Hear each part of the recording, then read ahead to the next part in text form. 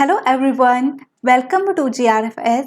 मेरा नाम मोनिका है। सबसे पहले आप सबका बहुत बहुत धन्यवाद इस चैनल के साथ जुड़ने के लिए। जैसा कि आपको थंबनेल से पता चल गया होगा कि हम टारगेट करने वाले हैं दिसंबर 2024 में आपका जो यूजीसी नेट का एग्ज़ाम होने वाला है। अब आपके एग्ज़ाम में अप्रोक्सीमेट हम मान के चलते हैं 5.5 महीने रह गए हैं। अगर आप इन 5.5 महीनों में प्रॉपर क्लासेस लेते हैं, प्रीवियस ईयर क्वेश्चन को सॉल्व करते हैं और रिवीजन करते हैं तो प्रोबेबिलिटी काफ़ी बढ़ जाती है कि आपका जीआरएफ हो जाए। मैं यहाँ पर प्रोबेबिलिटी इसलिए कह रही हूँ कि ये डिपेंड करता है स्टूडेंट पर कि वो अपना कितना दे रहा है पढ़ाई में। अगर टीचर अपना 100% दे रहा है तो इम्पॉर्टेंट बन जाता है कि स्टूडेंट भी अपना 100% दे। अगर स्टूडेंट भी 100% दे और टीचर भी, तब तो डेफिनेटली आप जीआरएफ प्राप्त कर पाओगे अपने दिसंबर 2024 में। ओके, तो इसी के रिगार्डिंग मैंने 2 कोर्स लॉन्च किए हुए हैं, जिसमें कि पेपर 1 का पूरा कोर्स है। उसमें आपको 10 की 10 यूनिट्स पढ़ाई जाएगी। और मैं आपको बता दूं कि पेपर 1 के जो हम फर्स्ट यूनिट टारगेट कर रहे हैं वो टीचिंग एप्टीट्यूड है। दोनों ही जो कोर्स है उनकी क्लासेस एक साथ ही चलेगी। और जो पेपर 2 है कॉमर्स है, और जिनका पेपर 2 कॉमर्स है उनके लिए फुल पैकेज वाले कोर्स मैं लेकर आई हूँ। आपको किसी भी पेड प्लेटफॉर्म पर जाने की ज़रूरत नहीं है। मैं उसी तरीके से आपको पढ़ाऊँगी जिस तरीके से मैंने प्रिपरेशन की है। मैं अपने नोट्स से आपको पढ़ाऊँगी, अपने पीडीएफ को से पढ़ाऊँगी। जो जो मुझे रिलेवेंट लगेगा, जो आपके एग्जामिनेशन के पॉइंट ऑफ व्यू से इम्पॉर्टेंट है, मैं उस तरीके से आपको पढ़ाऊँगी। और मैं जितना भी पढ़ाऊँगी वो ब्लैक बोर्ड पर पढ़ाने वाली हूँ। तो आप साथ अपना कॉपी पेंसिल भी लेकर आइए। इससे आपको एक्स्ट्रा क्लास के बाहर नोट्स बनाने की ज़रूरत नहीं है। जैसे ही आप क्लास ख़त्म हो जाएगी, आप एक बार रिवीजन कर लीजिए। आपका बहुत ही अच्छे तरीके से हर यूनिट को मैं क्लियर करवा दूंगी। ओके, तो सबसे पहले जैसे यहाँ पर हमने लिखा है मैनेजमेंट थ्योरी, जो बिजनेस मैनेजमेंट है, हमने स्टार्ट की है आज से। आज इसकी फर्स्ट क्लास है। तो सबसे पहले हम बिजनेस की जो बिजनेस मैनेजमेंट की थियरीज है उनको पढ़ेंगे और बहुत ही अच्छे ढंग से उनको समझने की कोशिश करेंगे। तो सबसे पहले आप ये मुझे बताइए कि मैनेजमेंट का मतलब क्या होता है, क्योंकि हमारा बेसिक हमें पता होना चाहिए। हम थ्योरी के बारे में तो तब पढ़ेंगे अगर हमें मैनेजमेंट का पता होगा। मैनेजमेंट क्या है? तो मैनेजमेंट एक प्रोसेस है जो कोऑर्डिनेट करता है पीपल और विभिन्न प्रकार के रिसोर्सेज को, ताकि हम किसी भी बिजनेस की और जो उनका गोल है उसको प्राप्त कर सकते हैं। मतलब कि एक ऑर्गेनाइजेशन है या बिजनेस है, इसमें पीपल होते हैं, उसमें बहुत सारी रिसोर्सेज का हम यूज़ करते हैं। रिसोर्सेज में हम मान सकते हैं कि हमारे पास कैपिटल होनी चाहिए। अगर हमें कोई भी चीज़ बनानी है उसके लिए हमारी रॉ मटेरियल होना चाहिए, हमारा ट्रांसपोर्ट अच्छा होना चाहिए, हमारी जितनी भी स्टॉक वो अच्छे होने चाहिए, फंड अच्छे होने चाहिए, हम कहाँ कहाँ से फंड ले रहे हैं, कहाँ उनको यूटिलाइज करना है। ये सारी चीज़ें, बहुत सारी रिसोर्स होते हैं जो एक बिजनेस को रन करने के लिए ज़रूरी होते हैं। जब हम इन सारी रिसोर्सों को अच्छी तरह से कोऑर्डिनेट करते हैं ताकि हम ओवरऑल एक ऑर्गेनाइजेशन के गोल को पूरा कर सके, तो उसे ही हम एक प्रकार से मैनेजमेंट कहते हैं in term of business management. Okay, तो ये हम तब कर रहे हैं कि हमारा पीपल है, बहुत सारे रिसोर्स हैं, उनको हम अच्छी तरह से कोऑर्डिनेट करेंगे, उनमें एक कोऑर्डिनेशन बनाएंगे ताकि बिजनेस के जो ओवरऑल गोल है ऑर्गेनाइजेशन का उसको पूरा किया जा सके। मैनेजमेंट एक ऐसी टर्म है जो आप अपने डे टू डे लाइफ में भी करते हैं। यहाँ तो हम अपने बिजनेस मैनेजमेंट के पर्सपेक्टिव से सोच रहे हैं। वैसे मैनेजमेंट सिंपल है, आप अपना टाइम टेबल बना रहे हो, वो भी मैनेजमेंट है। आप सुबह उठकर सबसे पहले वाटर पीते हो, उसके बाद आप अपने टीथ साफ करते हो, तो ये क्या है, मतलब कि आप ब्रश करते हो, तो ये सारी क्या है, मैनेजमेंट है। उसके बाद कोई अपना ब्रेकफास्ट बनाने के लिए चल जाता है, फिर कॉलेज जाता है, वापस आकर फिर से पढ़ाई करता है, और ऐसे हमारे दिन में बहुत सारी एक्टिविटीज़ हम करते हैं। उसके लिए हमने एक शेड्यूल बनाया होता है, तो वो क्या है, वो भी एक मैनेजमेंट ही है। मैनेजमेंट हर एक जीवन के लिए बहुत इंपॉर्टेंट है, हर एक व्यक्ति के लिए। तो पर्सनल में मैनेजमेंट का मीनिंग उस तरह से होगा, लेकिन हम बिजनेस मैनेजमेंट पढ़ रहे हैं तो इसका सिंपल है कि जब हम पीपल एंड रिसोर्सेज को इस तरह से कोऑर्डिनेट करते हैं ताकि हम अपने ऑर्गेनाइजेशन के गोल को पूरा कर सकें। ओके, तो उसके बाद आता है, हम पढ़ रहे हैं अपनी थ्योरी। तो हमने ये पढ़ लिया कि मैनेजमेंट क्या होता है। अब उसके बाद है ये मैनेजमेंट की थ्योरीज क्या होती है। मैनेजमेंट की थ्योरी हमें क्यों पढ़नी है, जितनी भी प्रकार की थ्योरी है मैनेजमेंट की क्यों पढ़नी है, राइट। तो ये इम्पॉर्टेंट हो जाता है। तो मैनेजमेंट की थ्योरी का सिंपल सा मतलब है, अगर हम थ्योरी की बात करें, थ्योरी इन मैनेजमेंट, ये कलेक्शन ऑफ आइडियाज है, कलेक्शन ऑफ आइडिया एंड कुछ जनरल रूल्स हैं, collection of idea and general rules, जिनका यूज हम करते हैं कि किस तरह से एक ऑर्गेनाइजेशन या बिजनेस को हमें मैनेज करना है। मतलब कि set of collection of ideas and general rule जो हमें बताते हैं कि how to manage a business and organisation. Okay, जैसे कि हम आगे पढ़ेंगे, जैसे हमें F.W. टेलर ने थ्योरी दी है और हेनरी फ्यूल जी ने थ्योरी दी है, तो वो क्यों है, वो हमें बताती है कि रूल बताते हैं कि आपको किस तरह से एक बिजनेस को रन करना है, किस तरह से उसको मैनेज करना है, तो उसके लिए थ्योरी है। तो मैं सबसे पहले जितने भी थ्योरी उनका आपको टेबल बना के देती हूँ, इसमें आपको एक आइडिया हो जाएगा कि कौन कौन सी थ्योरी है, उनको हम क्लासिफाई करेंगे, कुछ न्यू क्लासिकल है, कुछ क्लासिकल है, कुछ आपकी क्वालिटेटिव है, कुछ क्वांटिटेटिव है, बाद में फिर उनको हम एक बाय एक करके पढ़ेंगे। तो आप भी इसको बना लीजिए और इसमें हम ये भी लिखेंगे कि कौन सी थ्योरी किस व्यक्ति ने दी है, किसने कंट्रीब्यूशन किया है। तो सबसे पहले आपकी आ जाती है classical approaches.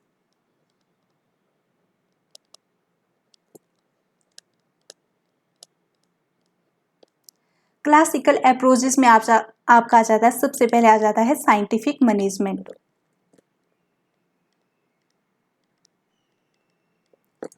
Scientific management,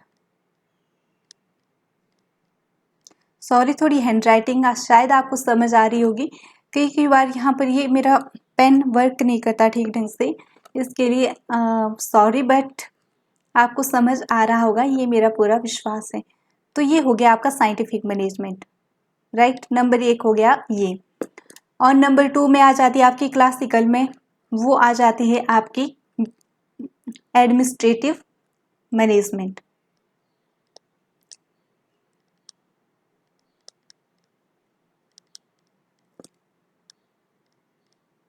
management, और थर्ड आपका आ जाता है क्लासिकल में bureaucratic management.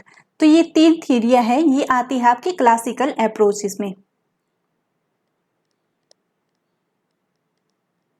Bureaucratic management. Okay, तो यहाँ पर ये जरूरी है कि जो ये साइंटिफिक मैनेजमेंट है, एडमिनिस्ट्रेटिव मैनेजमेंट है और ब्यूरोक्रेटिक मैनेजमेंट है, इनमें जो मेजर कंट्रीब्यूशन किया है, यहाँ पर आप ऊपर हेडिंग में लिख सकते हो कि जो कंट्रीब्यूशन किया है। तो साइंटिफिक मैनेजमेंट में कंट्रीब्यूशन किया है आपका F.W. टेलर ने, और उसके बाद जो आपका एडमिनिस्ट्रेशन मैनेजमेंट में आपका जो सबसे पहले जिसने रोल प्ले किया है वो हेनरी फ्लू। देखिए सिंपल यानी कि कौन सी थ्योरी किसने दी है, तो ये दी है हेनरी फ्यूल ने। और उसके बाद ब्यूरोक्रेटिक दी है आपकी मैक्स वेबर ने, मैक्स वेबर। आगे हम इनको बहुत ही अच्छे से पढ़ेंगे, और कहीं ना कहीं तो आपने बहुत बार पढ़ी होंगी। क्लासिकल अप्रोचेस तो ऐसी है जो हमने अपने +1 2 में भी पढ़ी है, अपने कॉलेज में भी पढ़ी है, मास्टर में भी पढ़ी है। तो बिजनेस मैनेजमेंट बहुत ही एक इजी यूनिट है, इसलिए मैंने चूज किया, क्योंकि हमने टीचिंग की मैगजीन पढ़ते कि हमें सिंपल से टफेस्ट तक जाना चाहिए। ओके, तो सबसे पहले हम सिंपल यूनिट से स्टार्ट कर रहे हैं। मैं ये चाहती हूँ कि जो मैं पढ़ा रही हूँ आपको समझ भी आए, आप कमेंट कीजिए ताकि मुझे भी पता लगे, अगर इम्प्रूवमेंट करनी होगी मुझे तो मैं इम्प्रूवमेंट भी करूँगी। और आपको कौन सी यूनिट पढ़नी है इसके बाद ये भी आप बता सकते हैं। ओके, उसके बाद जो हमारा सेकंड आ जाता है, सेकंड में अगर हम लेकर चले तो आ जाती है आपकी न्यू क्लासिक अप्रोचेस। ये थोड़ा कलर ही गंदा हो गया, न्यू क्लासिकल अप्रोचेस।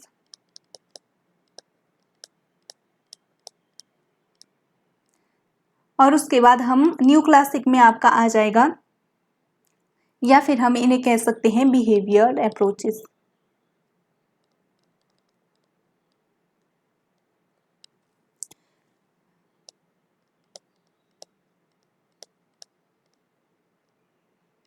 ओके, तो ये सबसे पहले आ जाती है आपकी एक ग्रुप इन्फ्लुएंस थ्योरी है, ग्रुप इन्फ्लुएंस थ्योरी।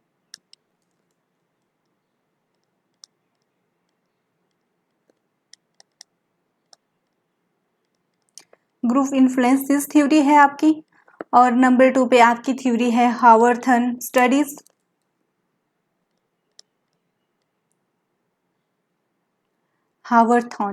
हावर्थन एक्सपेरिमेंट हम बहुत बार पढ़ते हैं, हमने बहुत बार पढ़ा है, तो ये वो हो जाएगी, स्टडीज हो जाएगी। और उसके बाद आपकी मास्लो नीड थ्योरी आ जाएगी इसमें।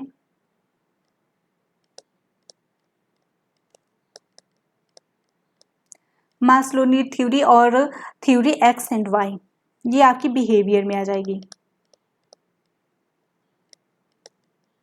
ये हम मोटिवेशन में भी पढ़ेंगे, जो ये मास्लो की नीड थ्योरी है, मोटिवेशन में भी यही थ्योरी आती है, लेकिन आपको पता होना चाहिए कि बिहेवियर अप्रोच के अंतर्गत ये आती है इनटू वाई।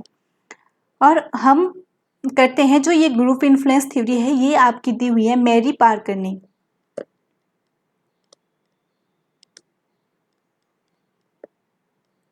ओके, उसके बाद जो ये हार्वर्थ स्टडी दी है, ये तो आपको पता ही होगा, ये इलॉन मायो ने दी है, इलॉन मायो ने। और उसके बाद जो मास्लो नीड थ्योरी ये दी है इब्राहिम मास्लो ने। Maslow need theory Ibrahim Maslow. और ये बहुत इंपॉर्टेंट थ्योरी है, आप इजी भी उतनी है और क्वेश्चन भी यहाँ से पूछे जाते हैं। आपको मैक्सिमम मोटिवेशन में अगर क्वेश्चन देखने को मिलेगा हर बार, तो इसी थ्योरी से आता है, इब्राहिम मास्लो। और उसके बाद जितनी भी मोटिवेशन की थ्योरी, चलो हम पढ़ेंगे, बहुत अच्छे तरीके से पढ़ेंगे, लेकिन इजी है और क्वेश्चन भी यहाँ से बनता है। और ये डगलस मैकग्रे ने से दी है, MC ग्रेगर ने जी। ओके, ये होगी आपकी जो न्यू क्लासिक अप्रोचेज है। उसके बाद अगर हम बात करते हैं, उसके बाद आपकी क्वांटिटेटिव अप्रोचेज कुछ।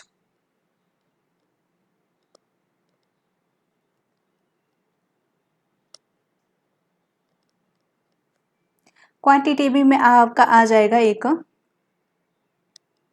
मैनेजमेंट साइंस थ्योरी,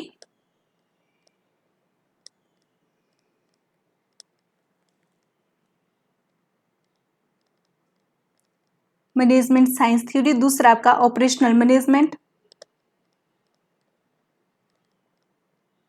आप थोड़ा अच्छे से बनाइए, बीच में इनमें एक एक लाइन भी आप दे सकते हैं। ऑपरेशनल मैनेजमेंट, उसके बाद इंफॉर्मेशनल एंड सिस्टम मैनेजमेंट।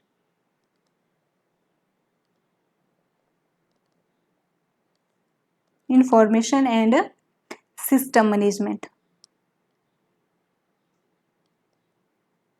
जो आपकी मैनेजमेंट साइंस थ्योरी है, वो आपकी दी हुई है डॉक्टर जियोर्ज ने। मेरी DR है, डॉक्टर नहीं, आई एम सॉरी, DR है, डॉक्टर ही होगा। एक तो इनके नाम इतने, मुझे तो पर्सनली ये नाम बहुत ही मुश्किल से याद होते हैं, लेकिन बार बार पढ़ते हैं तो इजी हो जाती है याद करनी। एडवर्ड डेमिंग ने ये दी है। और उसके बाद जो इंफॉर्मेशन ये दी हुई है आपकी चार्ल्स बेबेज ने। आई होप ये आप बना लोगे, क्योंकि कई बार ऐसा ही पूछ लिया जाता है कि ये थ्योरी किसने दी है, तो ये इम्पोर्टेंट हो जाता है। उसके बाद आपकी कुछ मॉडर्न अप्रोचेस भी है, यहाँ से भी क्वेश्चन पूछ लिए जाते हैं, तो इन सारी थ्योरियों को हम पढ़ेंगे। इसमें जो बिहेवियर थ्योरी है, ये हम तब पढ़ेंगे जब हमारा आएगा, ये हम तब पढ़ेंगे जब हम मोटिवेशन में पहुंचेंगे। ये सारी चीजें मोटिवेशन में आएगी। उसके बाद मॉडर्न अप्रोच में द सिस्टम थ्योरी आ जाएगी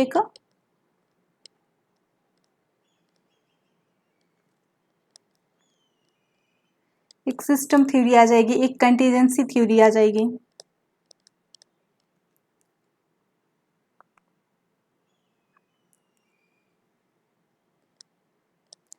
कंटीजेंसी, और उसके बाद यही इंपॉर्टेंट है। उसके बाद अगर आपका आ गया तो एमर्जिंग या फिर जेड थ्योरी आप मान के चलो, ये भी इसमें आ जाएगी। ये इंपॉर्टेंट है ना, जेड थ्योरी से कई बार क्वेश्चन पूछ लिया जाता है। तो जो आपकी सिस्टम अप्रोच दी है वो देती है आपकी चर्चमैन ने। और जो आपकी कंटीजेंसी दी है वो दी है आपकी पॉल हर्ट्जे ने। उसके बाद जेड थ्योरी दी है विलियम ओची ने।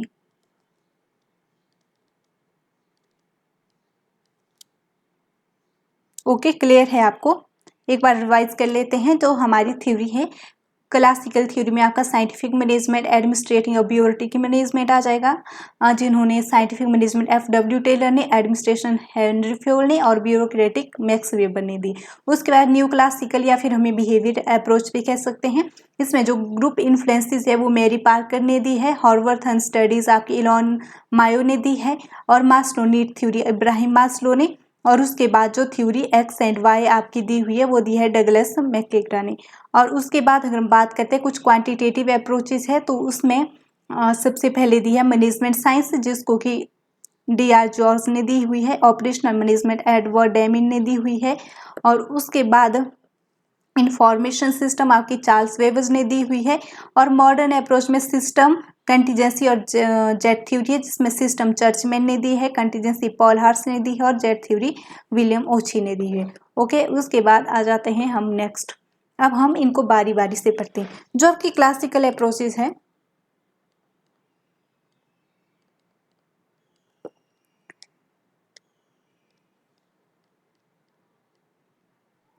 क्लासिकल अप्रोचेस क्या है, ये फोकस करते हैं इंक्रीज इन, फोकस क्या है इनका, मेन फोकस है इनका, ताकि इंक्रीज हो आपकी आउटपुट।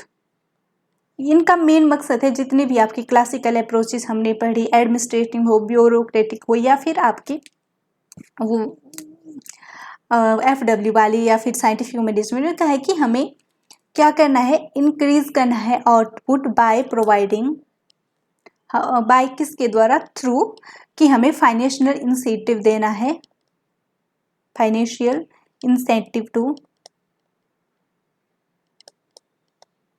एम्प्लॉय,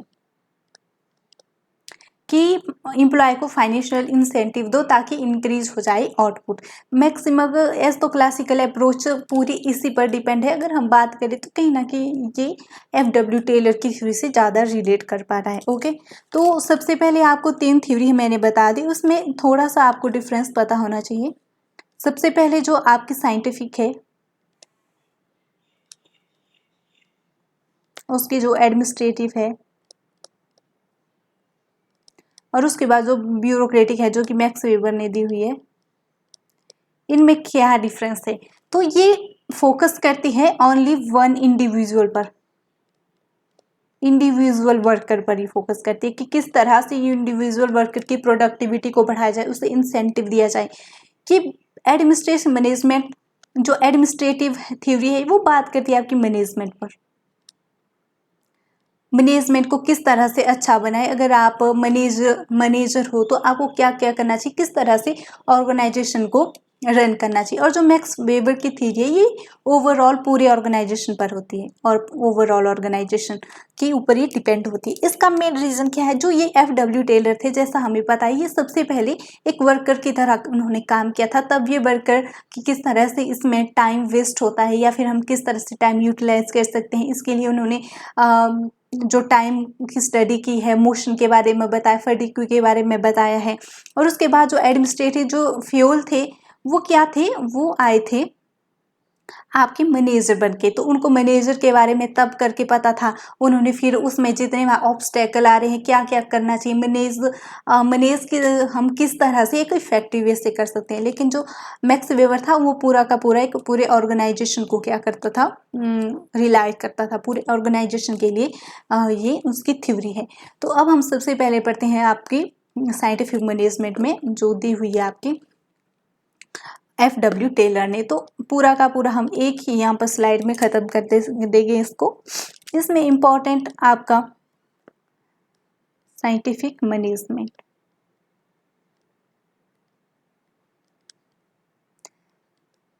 साइंटिफिक मैनेजमेंट में सबसे पहले तो ये हो गया कि इसको दिया है फ्रेडरिक विस्लो टेलर ने, जिसे हम कहते हैं एफ.डब्ल्यू. टेलर। ओके, सबसे पहले इसे दिया है, और इसी को फादर ऑफ क्या कहा जाता है, साइंटिफिक मैनेजमेंट। 2012 में अगर हम यूजीसी नेट के एग्जाम का क्वेश्चन पेपर देखते हैं तो उसमें सिंपल ही क्वेश्चन आ जाता है कि आप बताइए कि फादर ऑफ साइंटिफिक मैनेजमेंट कौन है। लेकिन आज के टाइम पर इस तरह का क्वेश्चन मिलना थोड़ा मुश्किल हो जाता है। लेकिन इस बार जो पेपर हुआ था, जो कैंसिल हो गया, अब अगस्त में होने वाला है, वो क्वेश्चन काफ़ी ईजिया था। और साथ में पेपर भी कौन सा था आपका ऑफलाइन ही एग्ज़ाम था, और क्वेश्चन काफ़ी बेसिक आया था। अगर हम प्रीवियस देखें 2023-22 में काफ़ी डिफ़िकल्ट क्वेश्चन आ रहे थे, लेकिन ये वाला क्वेश्चन इजी था। अब हमें नहीं पता, जैसे जो कि आपका एग्ज़ाम 21 अगस्त से, कितनी अगस्त है या पता, हाँ अगस्त टू सितंबर में आपका एग्ज़ाम हो रहा है।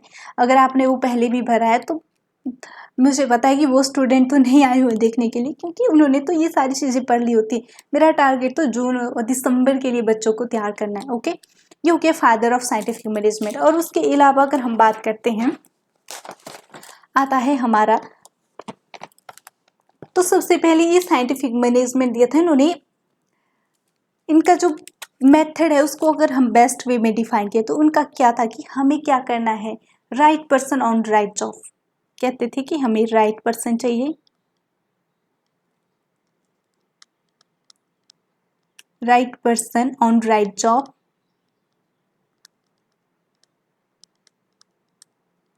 With correct equipment.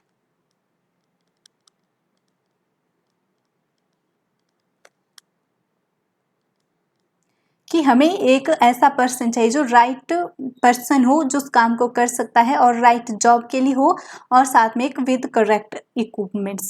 मैक्सिमम हम जब भी साइंटिफिक मैनेजमेंट पढ़ते हैं तो इसमें क्या माना जाता है कि ह्यूमन, मतलब कि इसमें ह्यूमन के बिहेवियर, उनके इमोशन की बिल्कुल भी कदर नहीं की जाती। एकदम ह्यूमन को यहाँ पर मशीन समझा जाता है, ह्यूमन को एक तरह मशीन यहाँ पर माना गया है। तब हम इसे एक आइडियल अप्रोच नहीं मानती। ओके, और उसके बाद नेक्स्ट अगर हम बात करते हैं, इसके जो मेजर कंट्रीब्यूशन है, इसकी प्रिंसिपल है। प्रिंसिपल को हम नेक्स्ट स्लाइड में पढ़ते हैं। प्रिंसिपल्स, तो उसने 4 प्रिंसिपल दिए हैं, कहीं प्रिंसिपल 5 है, कहीं 4 है, तो ज़्यादा इंपॉर्टेंस नहीं है, यहाँ से क्वेश्चन नहीं आता। आपको प्रिंसिपल पढ़ के जाने हैं तो आपको जो एडमिनिस्ट्रेटिव थ्योरी है जो हेनरी फ्योल ने दी है, वो प्रिंसिपल पूछे जाते। तो सबसे पहले मैनेजमेंट प्लस साइंस, इसका मतलब क्या है, आपका एक मैनेजमेंट हो गया प्लस साइंस। हम कहते हैं ना साइंटिफिक मैनेजमेंट, इसका कुछ नहीं, इसका कि आपको रूल और रेगुलेशन के साथ काम करना है, रूल एंड रेगुलेशन। उसके बाद अगर हम बात करते हैं, सबसे पहला प्रिंसिपल है कि rule of thumb transfer to science. Rule of thumb transfer to science, कि जो भी हम ओल्ड टेक्निक्स का यूज़ कर रहे हैं, अब हमें उन्हें बदलना चाहिए, हमें थोड़ा साइंटिफिक होना चाहिए। पहला प्रिंसिपल उसका ये बोलता है। दूसरा बोलता है कि हार्मोनी होनी चाहिए, हार्मोनी,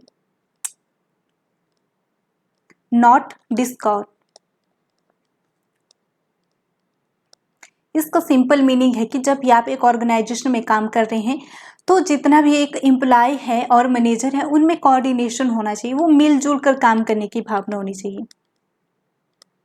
ओके, तो उसका जो थर्ड प्रिंसिपल है वो क्या बताता है, वो बताता है कि मैक्सिमम आउटपुट, जितना भी प्रोडक्शन, कहते हैं कि प्रोडक्शन जो है मैक्सिमम होनी चाहिए आपकी, मैक्सिमम आउटपुट, प्रोडक्शन मैक्सिमम होनी चाहिए, प्रोडक्शन में किसी भी प्रकार की रिस्ट्रिक्शन नहीं होनी चाहिए। ओके, जो थर्ड कहता है कि एक है कि scientific division of labour and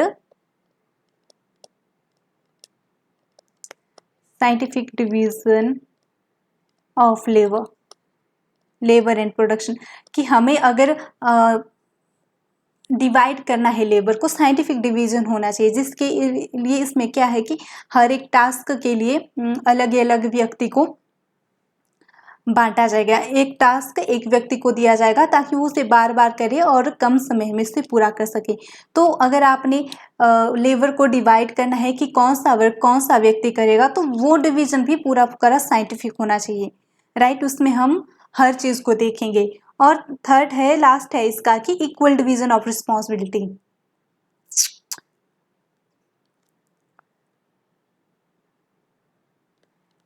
equal division of responsibility, जो भी आपकी रिस्पॉन्सिबिलिटी है उसका इक्वल ही डिवीजन होना चाहिए। ऐसा नहीं कि एक व्यक्ति को ज़्यादा रिस्पॉन्सिबिलिटी दी जा रही है, दूसरे को कम। इससे क्या हो जाता है, एक ऑर्गेनाइजेशन में हम बात कर सकते हैं कि कॉन्फ्लिक्ट हो जाता है।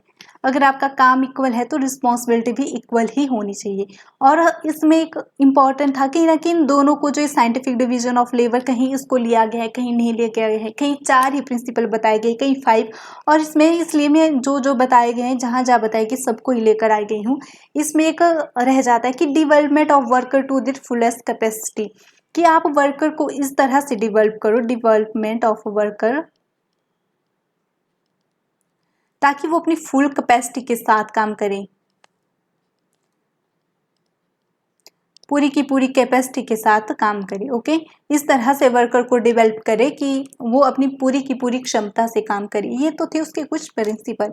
उसके बाद जो इसकी मेन है वो है इसकी techniques of scientific management.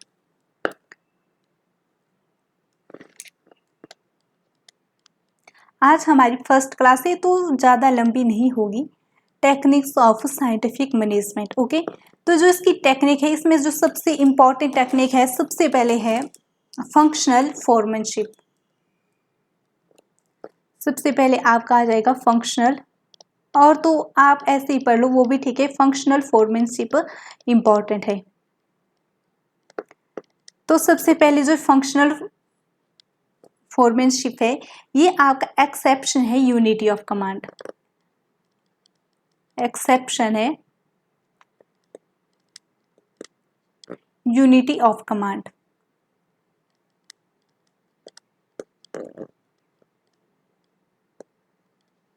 Okay, तो ये आपको याद रखना है। यूनिटी ऑफ कमांड क्या कहता है कि एक टाइम पर केवल एक व्यक्ति को एक ही जो सुपरवाइजर होता है या सुपीरियर होता है उससे ही ऑर्डर मिलना चाहिए। लेकिन फोरमैनशिप क्या करते हैं, उसको एक एक्सेप्शन है, ये नहीं मानता। इसमें एक साथ बहुत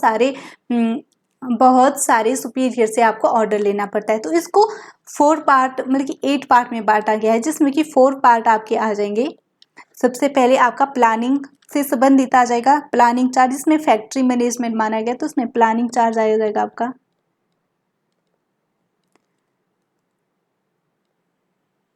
प्लानिंग चार्ज, और उसमें आपका नेक्स्ट आ जाएगा आपका प्रोडक्शन चार्ज। इस तरह से बांटा गया है, और मतलब किस तरह से सुपीरियर को बांटा गया है। तो सबसे पहले जो आपका प्लानिंग चार्ज है उसमें आपका आ जाएगा रूट क्लर्क।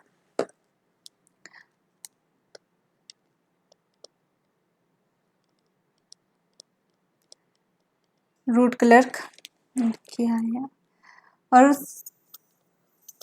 उसमें एक और आ जाएगा आपका इंस्ट्रक्शनल क्लर्क। इंस्ट्रक्शनल, या फिर हम ऐसे मान सकते हैं कि ये आ जाएगा आपका इंस्ट्रक्शन, आपको इंस्ट्रक्ट देने वाला। ये सिर्फ प्लानिंग कर रहे हैं, प्रोडक्शन में काम नहीं करिए, आपको इंस्ट्रक्शन देगा। आज मुझे क्लास बंद करनी पड़ेगी, मेरा थोड़ा पेन अच्छी तरीके से नहीं चल रहा, लेकिन इसको मैं पूरा कर ही लेती हूँ। उसके बाद टाइम एंड कॉस्ट क्लर्क होगा एक, जो टाइम देखेगा और कॉस्ट को भी देखेगा। ओके,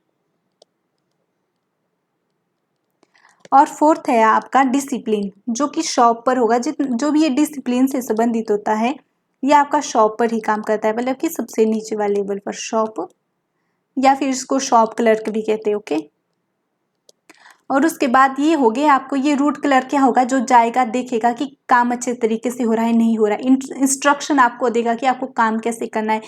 जो टाइम दिखेगा कि जो भी काम है वो टाइम से हो रहा है, और कॉस्ट को एनालाइज करेगा ये, और फिर डिसिप्लिन से काम किया जा रहा है ये देखना काम है डिसिप्लिन क्लर्क का। उसके बाद प्रोडक्शन भी तो प्लानिंग से संबंधित है। प्रोडक्शन से संबंधित पहले आपका आ जाएगा गैंग बॉस। जो गैंग बॉस क्या करता है, ग्रुप का लीडर होता है। ये वर्कर को डिवाइड करता है बहुत सारे ग्रुप में, और फिर देखता है कि क्या सही तरीके से काम कर पा रहे हैं नहीं। और उसके बाद आपका आता है स्पीड बॉस। जैसा कि इनके नाम से ही पता लग सकता है, स्पीड बॉस क्या है, वो आपके काम की स्पीड को देखेगा, इंस्पेक्ट करेगा कि काम किस स्पीड से हो रहा है। और एक होगा आपका रिपेयर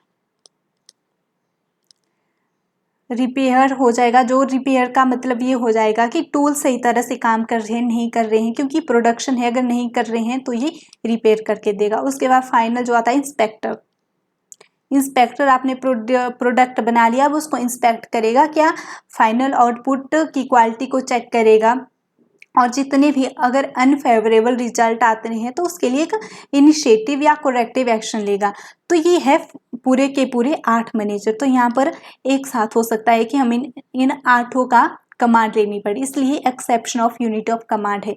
हम क्या पढ़ रहे थे, इसकी टेक्निक्स पढ़ रहे थे। हम इन टेक्निक्स को, आगे वाली टेक्निक्स ईजी है, उनको ही पढ़ कर जाते हैं। फिर नेक्स्ट जो इसकी फर्स्ट टेक्निक्स तो हमने पढ़ ली, जो इसकी अब सेकेंड टेक्निक्स है वो है आपका स्टैंडर्डाइजेशन ऑफ वर्क।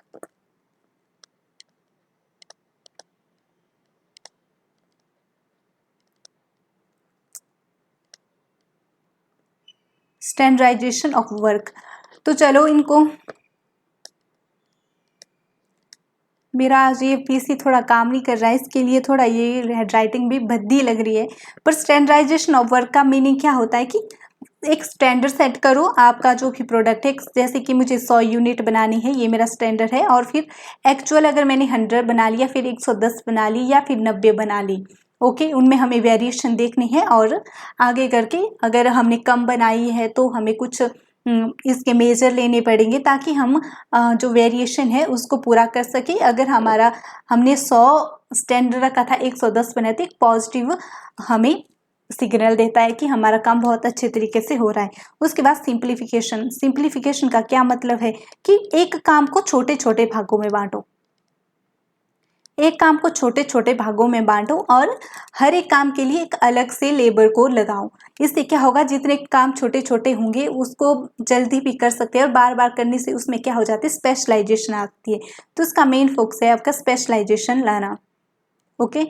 और उसके बाद आपका जो थर्ड है वो, नहीं सॉरी, ये थर्ड है, ये फोर्थ है। फोर्थ जो टेक्निक है वो है आपका साइंटिफिक स्टडी ऑफ वर्क, कि जितना भी वर्क है उसकी साइंटिफिक स्टडी करनी है।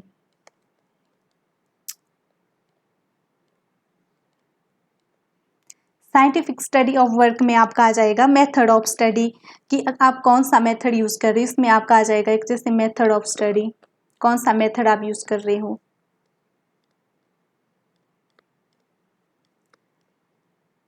कि आप किस मेथड से काम करिए, इस तरह से आ जाएगा।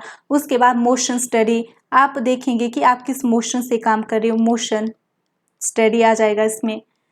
कि एक मशीन में कई बार ना, जैसे इसमें ब्रिक का दिया हुआ है कि एक ब्रिक को लगाने में फॉर एग्जांपल 10 सेकंड लगते हैं। अगर हम अपना इस तरह से काम कर रहे हैं तो वो 2 सेकंड में वो काम हो सकता है। तो यह एक मोशन की स्टडी करेंगे कि टाइम वेस्ट नहीं करना है। उसके बाद टाइम को स्टडी करेंगे। उसके बाद आपका इसमें फटीग स्टडी आ जाएगा। तो ये हो गया एक वर्क का scientific management, fatigue study, okay. उसके बाद आपका आ गया फिफ्थ में है आपका डिफरेंशियल वेजेस सिस्टम, कि अलग अलग वेजेस आपको दिया जाएगा। सेम वेजेस नहीं, डिफरेंशियल वेजेस सिस्टम, कि आपको काम के अनुसार ही वेजेस दिया जाएगा। अगर आपने फॉर एग्जांपल अगर आपने 10 यूनिट की तो यूनिट के अनुसार आपको मिलेगा। अगर 10 यूनिट है, एक यूनिट 10 रुपए की, तो आपको 100 मिलेगा। अगर आपने 9 किया तो आपको 90 मिलेगा। अगर आपने 11 किया तो आपको 110 मिलेगा। तो यही इसका मेन है। उसके बाद जो फाइनल है उसे मैं यहीं पर लिख लेती हूँ, मेंटल रिवोल्यूशन। मेंटल रिवोल्यूशन का मतलब है आपका जो 6th है, 6 ही है मैक्सिमम, जो जितनी भी ये है मेंटल रेवोल्यूशन।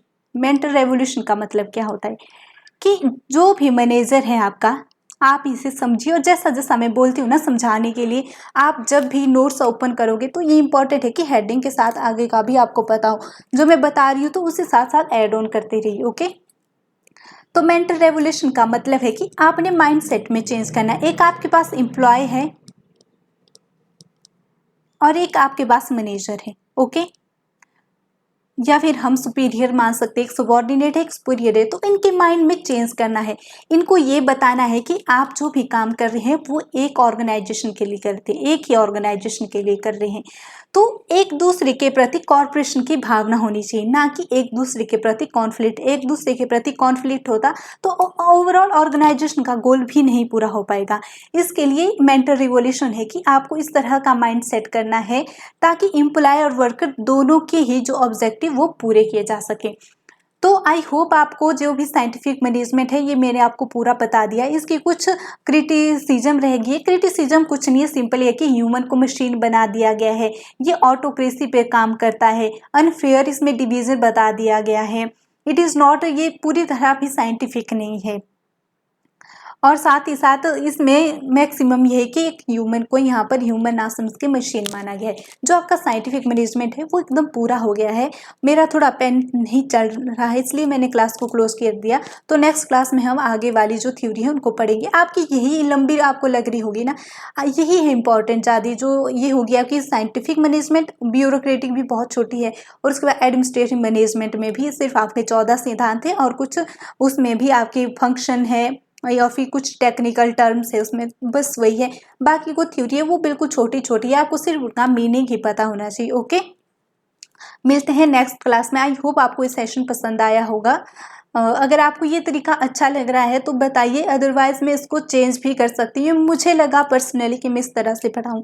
अगर आपको नहीं आ रहा पसंद तो आप बताइए, मैं उस तरीके से नेक्स्ट क्लासेस लूँगी। Okay, bye bye.